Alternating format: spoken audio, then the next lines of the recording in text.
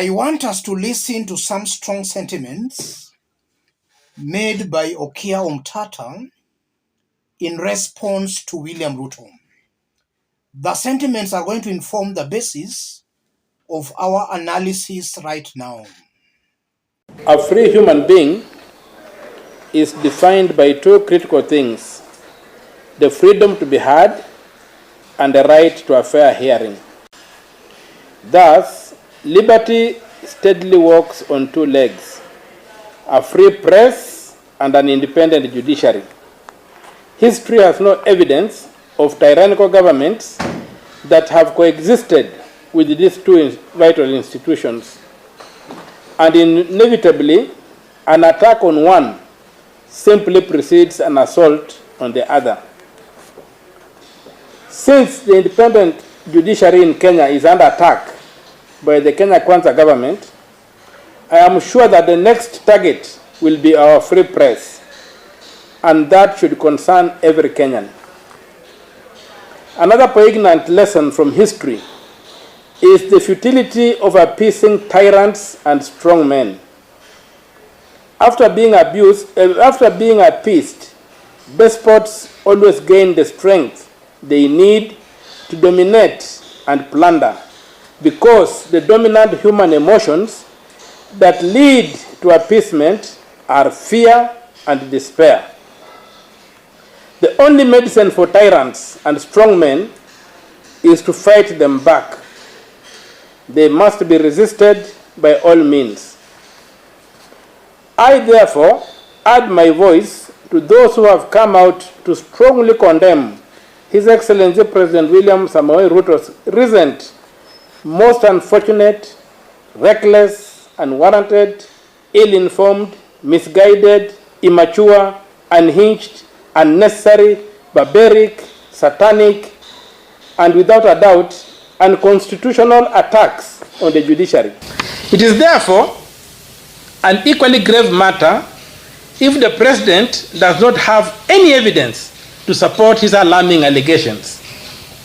And from the look of things, he doesn't have an iota of evidence against the people he has accused of engaging in bribery.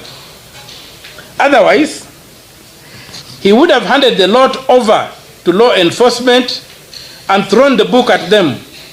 He would not have presented himself before the public as a comical contradiction on two unstable stilts, spewing fire and brimstone through his mouth, but flailing his hands helplessly, hanging by the skin of his teeth onto an incoherent and pro-imperialist development.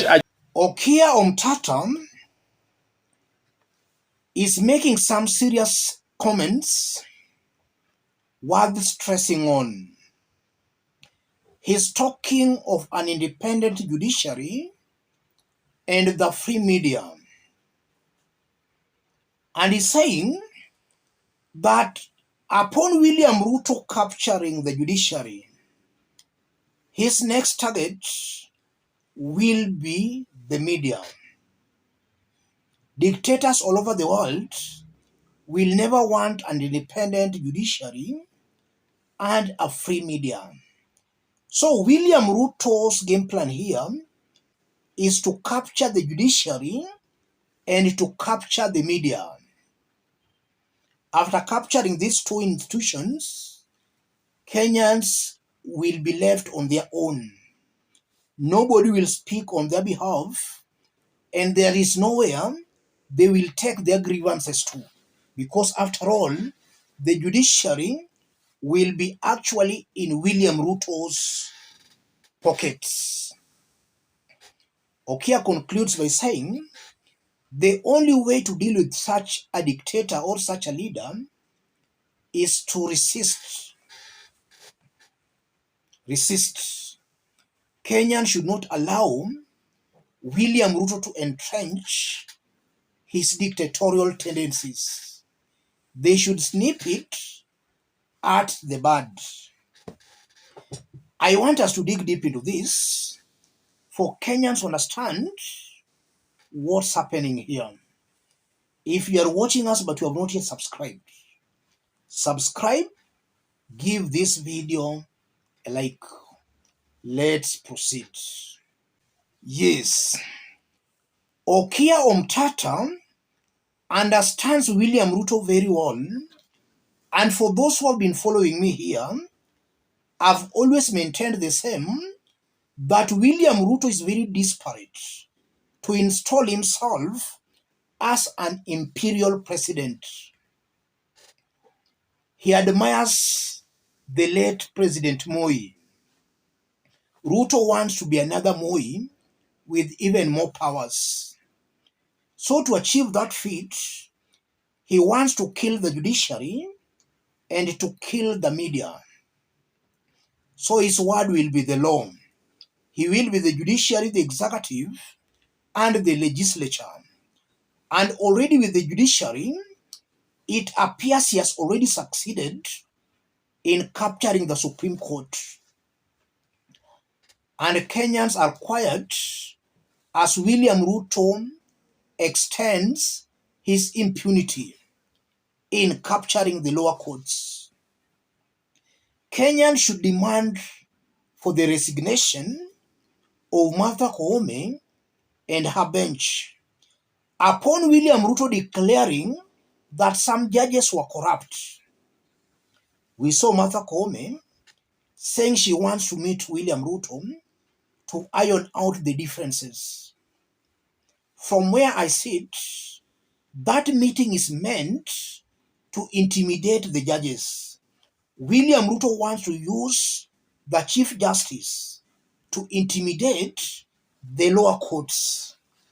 If the judiciary is doing its role, why must they meet William Ruto in Parliament? For what? Koome meeting William Ruto, in my honest opinion, William Ruto's main goal and aim is to capture the entire judiciary. Koome meeting William Ruto, in my honest opinion, William Ruto will shortchange Koome, and he will use Koome to intimidate the lower courts. Kenyans should reject that in advance. We should not allow our courts to be captured. Already Parliament is in William Ruto's pockets, and he started by saying that opposition leaders should work with him, and we saw some opposition leaders crossing over to the government side, saying they were doing so for development. We are not seeing any development. These opposition leaders have turned into William Ruto's sycophants. They are helping William Ruto in passing very oppressive rules, such as Finance Bill 2023. I've always maintained that any leader who was in Azimio or in the opposition, who crossed over to the government side, saying he or she is doing that for development, thus a leader lying to Kenyans, he or she should be rejected. They are crossing over for their own personal gains. And Kenyans should understand these things very, very well. I'm seeing some Kenyans that saying that no, they must work with the government. A leader can bring development when working with the government or not.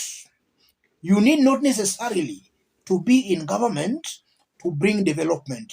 That's just an excuse they are using to actually look for their personal interests in the government. Kenyans should understand that very, very well.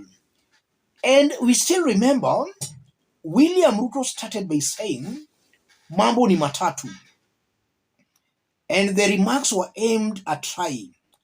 At that time, some Kenyans thought that this was a president who was serious about fighting the sugar cartels.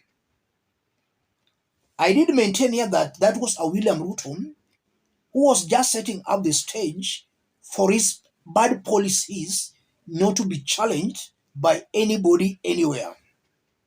So Rai was just an excuse. And after Rai, we started seeing Ruto threatening people like Okia Omtata. While it's a fact, Okia Omtata is in court representing millions of Kenyans. a whopping majority of Kenyans feel Okia Omtata is representing them in the courts.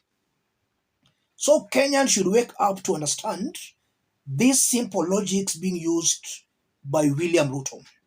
And as things are right now, I strongly believe that William Ruto's main aim is eventually to change the constitution.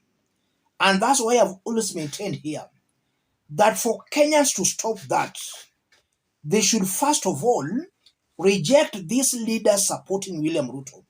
Whether these leaders are delivering on the ground or not, Kenyans should reject and sacrifice these leaders to save themselves from a William Ruto's presidency. Because these are the leaders who will popularize him on the ground, and come 2027, they will confuse Kenyans into voting for William Ruto again. Upon voting for William Ruto, Ruto will come in for his second term. And with these same leaders, he will change the constitution to be a life president. I just hope and wish Kenyans should take these things you're saying here very, very seriously. Ruto's ultimate goal is to change the constitution to be a life president. It's high time Kenyans should reject that early enough and in good time. They should not wait for William Ruto to entrench his roots. If Kenyans give him that space, it will be very hard to uproot him. Let's meet in our next analysis. Thank you. God bless you. God bless Kenya.